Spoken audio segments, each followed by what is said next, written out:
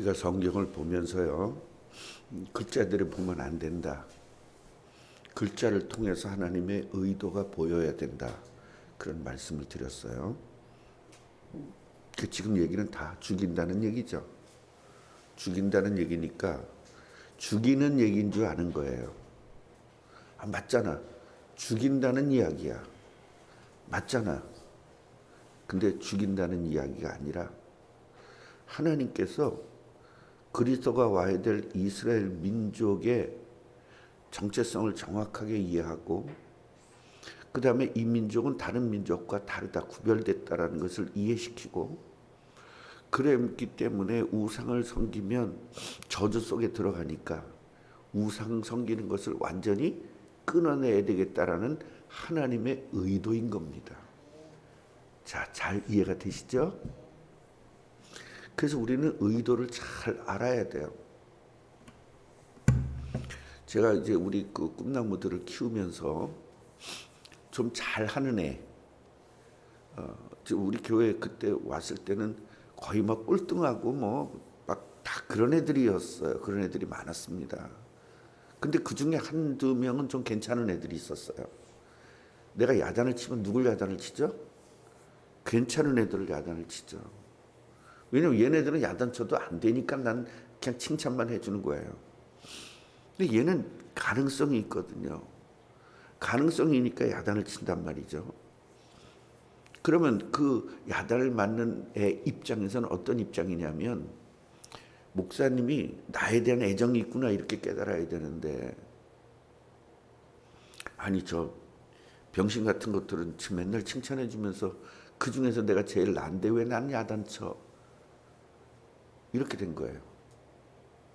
그 뭘 때문에 그러죠? 의도를 모르는 거예요. 말귀를 알아들은 말이 바로 의도를 알라는 거거든요.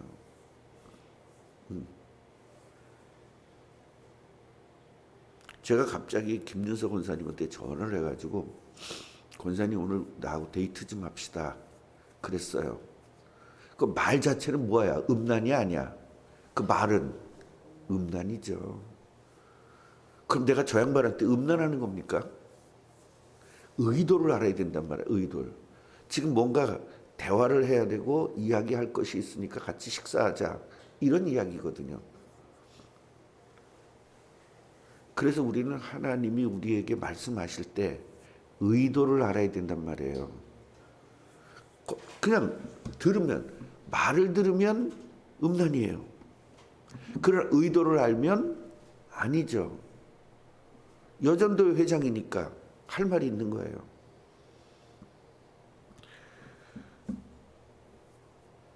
그래서 지금 계속 죽였다 얘기가 나오지만 죽인 이야기가 아니다. 하나님은 무슨 이야기냐? 예수 그리스도가 와야 될 이스라엘 민족은 거룩한 백성으로서 절대로 우상을 섬기면 안 돼요. 왜 그러냐면 우상을 섬기면 귀신에게 잡히니까, 마귀에게 잡히니까. 사람들이 내가 질투를 해서라도 너희들 이 우상 섬기지 못하게 한다니까 하나님은 굉장히 고루한 하나님이고 하나님이 굉장히 치사한 하나님처럼 아는 분들이 많아요. 그건 하나님의 의도를 잘 모르는 거죠. 나만 섬겨라 그 얘기는 하나님이 치사스러워서 그런 말을 하는 게 아니라, 너희들 우상을 섬기면 저주받으니까 저주받지 말라는 이야기예요. 아멘이에요? 그런데 제가 전에도 한번 말씀을 드렸는데, 우리 외삼촌이 뭐라고 얘기하냐면, 하나님은 너무 무서운 하나님이다. 자기만 안 섬기면 다 죽인다. 그 굉장히 맞는 얘기 같은데 완전 틀리게 알고 있는 거예요. 그래서 우리는 맞는 얘기도 알고 있지만 더 맞는 얘기도 알고 있어야 된다. 이 말 알아들으시겠어요? 제가 아침에 절대로 못 일어나겠더라고요. 지금 몸이 이제 좀 제가 이렇게 체력이 완전히 다운되어 있는 상태잖아요. 그래서 지금 감기가 또 들은 거예요. 그래서 기초 체력이 굉장히 중요해요. 어제 내가 설교 때 그 얘기를 했잖아요. 지금 나는 움직이면 안 된다. 근데 이 성격상 움직이지 않을 수가 없다. 어저께 장로님이 오셔서 그 에어컨 때문에 일을 하시는데 그냥 막 뭔가 이렇게 돕지 않으면 안 되는 거예요. 근데 몸은 안 움직여지고. 아, 이번에 내 이 영적 문제를 치유해야 되겠구나. 무조건 체력이 올라올 때까지는 그냥 쉬어야 되겠구나. 그런 생각을 했습니다. 어저께 밤에 감기가 든 것 같아요.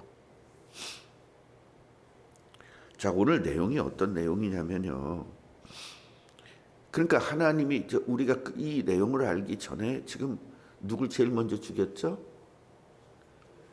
요람을 죽였습니다. 두 번째 죽인 게 누구죠? 아하시아 죽였습니다. 세 번째 죽인 게 누구죠? 이세벨 죽였습니다. 지금 네 번째 누구죠? 아합의 아들들.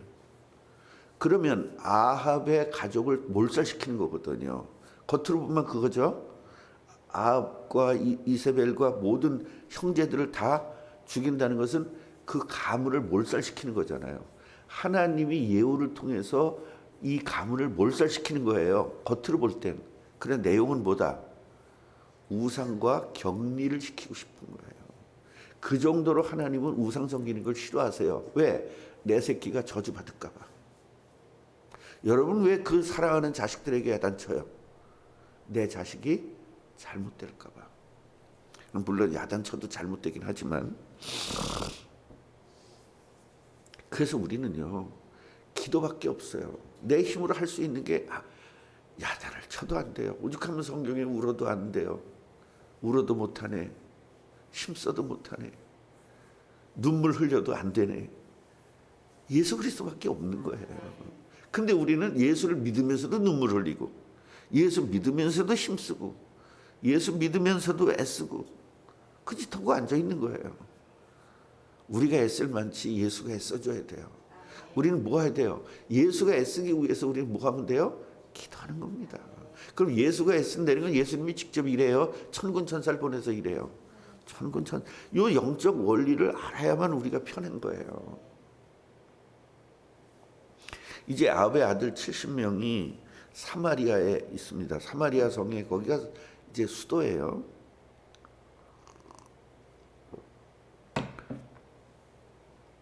북쪽 수도인데 거기에 이제 아들들이 있습니다.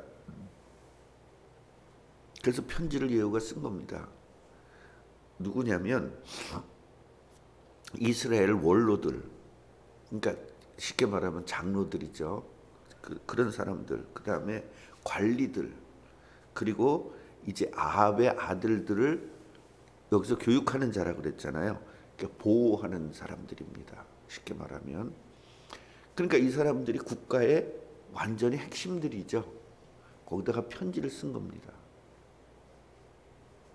뭐라고 편지를 썼냐면, 그 아들들 중에서 제일 똑똑하고 훌륭하고 괜찮은 사람을 왕좌에 앉혀라.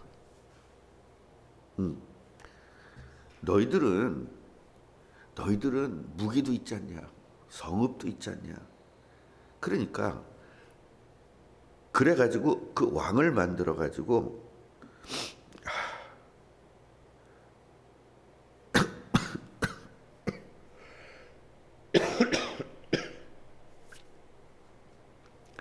그 왕을 세워서, 그래가지고 너네들은 무기도 있고 다 있으니까 그래가지고 싸워라, 이렇게 된 겁니다. 그러니까 나하고 붙자, 이 얘기죠. 사람들이 깜짝 놀래, 안 놀래요? 깜짝 놀랬겠죠. 아니, 두 왕도 해결을 못 하는데 우리가 어떻게 해결해? 그러니까 첫 번째 죽인 사람 누구? 요람. 두 번째 죽은 사람 누구? 이 두 왕도 못 당한 저 예후를 감히 우리가 어떻게 감당하겠냐라고 지금 얘기를 하는 거죠. 그래서 편지를 다시 이제 답장을 쓴 거예요. 예후님, 우리는요 예후님이 허락하는 대로 다 할게요. 그렇게 된 겁니다. 그래서 두 번째 편지를 써가지고, 그러면 좋아, 그 아들들 목을 가지고 와라. 그렇게 얘기된 겁니다. 그래서 70명에 알겠습니다.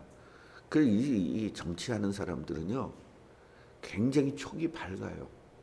누구 편에 서야 이게 살 수 있는가. 그런 촉이 굉장히 밝아가지고 예를 들면 국회의원을 4선 뭐 5선 이렇게 하는 분들은요 촉이 빠른 거예요. 어떤 권력에 서야만 이걸 계속 유지할 수 있느냐. 굉장히 빠릅니다. 그러니까 거기까지 올라가는 거예요. 저나 여러분은 못해요. 금방 잘려요. 눈치 없어서. 네. 그러니까 지금 이 사람이 이길 것 같은 느낌인데 요 사람이 이길 것 같아. 요걸 찾아내야 되거든요. 요걸 잘 찾아내는 사람이 재선도 하고 3선도 하고 4선도 하고 하는 거예요. 왜? 계속 뭘 받아야 되니까. 공천을 받아야 되니까. 그게 굉장히 빠른 거예요. 그래서 민주당에서도 누구누구 그 앞에 서고 싶질 않아. 그 사람은 안 되는 거 다 알아. 국회의원들도. 근데 그 사람 앞에서 안 쓰면 공천을 못 받아. 그러니까 다음에 국회의원 하려니까 거기 가서 뭐 해야 돼요? 최고라고 말해줘야 되는 겁니다. 그리고 보호하는 척 해야 돼요. 그래서 경쟁적으로 그걸 보호하는 거예요. 그 많은 죄인을. 이제 아시겠죠? 또 국민의힘도 똑같은 겁니다. 그러니까 저나 여러분이나 정치는 못한다. 왜? 눈치가 꽈당이라. 예, 싹싹싹싹 해야 되거든요. 그러니까 이 사람들은 지금 예우 앞에 서야 자기들이 계속적으로 이 권력을 유지할 수 있다는 것을 동물적으로 아는 겁니다. 그래서 예, 우리가 그렇게 하겠습니다. 그리고 70명의 목을 광주리에 담아가지고 간 거예요. 자, 지금 북쪽에 이스라엘 쪽에 우상을 섬기는 요소들을 지금 제거해 나가고 있고, 그 다음에 남쪽에 있는 우상을 섬기는 왕을 제거했어요. 그래서 이제 두 왕을 제거했으니까 그 밑에 계속적으로 그 왕들이 집권하는 동안에 있었던 그 우상을 섬기는 요소들이 있을 거 아니에요. 그것들을 이제 전부 전체적으로 해결해 나가는 겁니다. 그러면서 이제 70명을 다 죽이는 사건이 오늘 이제 이렇게 해서 마무리를 짓게 되고, 내일은 남쪽의 아하시아, 이 아하시아 형제들을 또 다 죽이는 겁니다. 그래서 같이 해보세요. 우상 섬기지 말자. 여러분, 담임 목사가 이렇게 중요한 거고 가정의 왕들이 그렇게 중요한 거예요. 만약에 제가요 교회를 키우기 위해서 내가 성도 중심으로 설교를 하고 성도들 우쭈쭈 해주고 막 그렇게 했으면 교회는 부흥됐겠죠. 근데 그건 하나님 뜻은 아닌 거죠. 하나님 뜻은 여러분 제자화 되는 겁니다. 우리 제자들은요 서로 한 형제예요. 그럼 형제를 위해서 기도해야 되는 거죠. 그래서 우리 오늘 권정욱 집사님이 기도했는데요. 여러분들이 권정욱 집사님 위해서 기도해 줘야 됩니다. 왜냐하면요, 나는 권정욱 집사님한테 지금 들은 바는 아무것도 없어요. 근데 내 예상이에요. 이건 틀려도 괜찮아.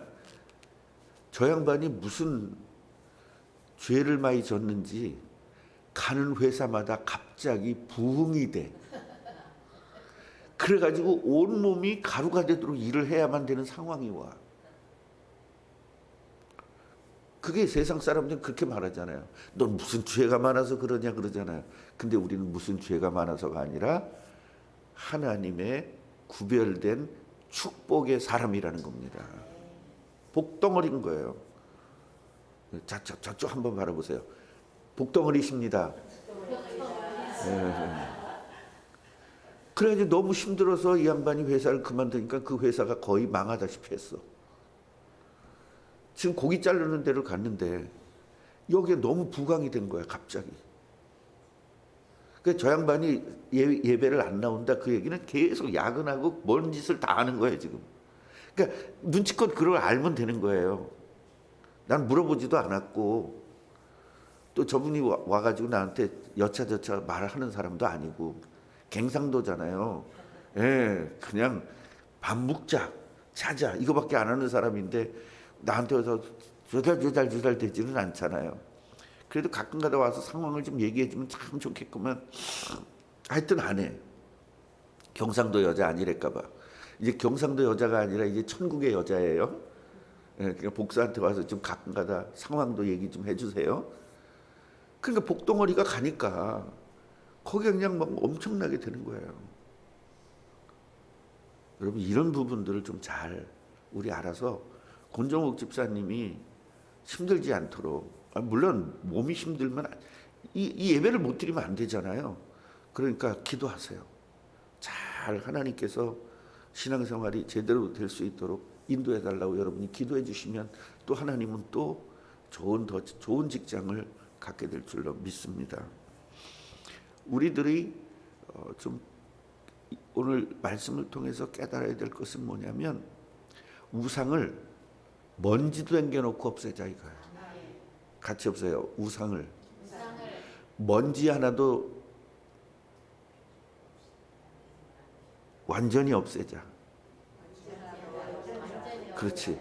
먼지 하나를 탄톨이라도 완전히 없애기를 원하시는 게 하나님. 우리들에게 찌꺼기 같은 게 있다니까요. 조금 남보다 잘 되잖아요. 그럼 하나님이 복을 줘서 좀 잘 되잖아요. 그러니까 자기는 완전히 다 신앙이 완전히 다 됐는 줄 착각해요. 이스라엘이 복 받아요, 안 받아요?